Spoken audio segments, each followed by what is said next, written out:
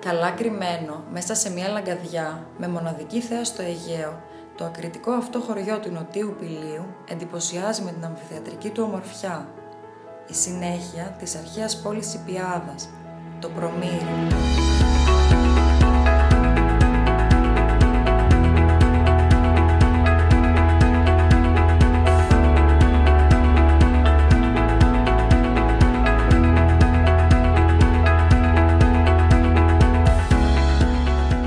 Ο ήλιος ανέτειλε, άλλη μία μέρα ξεκινά και εμείς αποφασίσαμε να εισβάλλουμε στην καθημερινότητα αυτών των ανθρώπων που συνθέτουν τους παλμούς του χωριού. Από νωρίς, όλοι στα πόστα τους γεμίζουν με ζωή και όρεξη τα μαγαζιά και τα γραφικά καλντερίμια.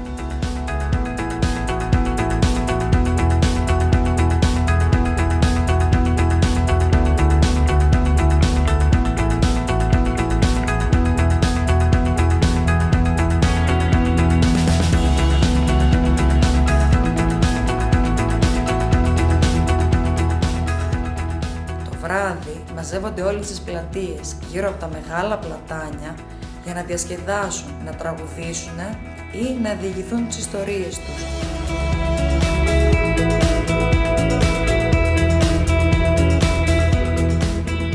Σημείο αναφοράς αποτελεί και η Εκκλησία της Παναγίας που δεσπόζει για δεκάδες χρόνια στην καρδιά του χωριού και βρίσκει ο καθένας ηρεμία και γαλήνη, είτε χαρά και διασκέδαση.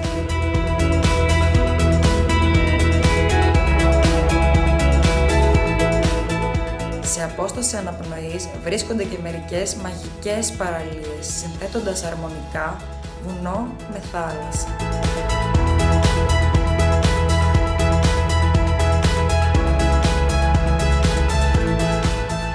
Νέοι άνθρωποι δίνουν τη δική τους νότα, τον δικό τους καθημερινό αγώνα για να πετύχουν και να ζήσουν τη ζωή που επέλεξαν, απορρίπτοντας τον τρόπο ζωής μιας μεγαλούπολης.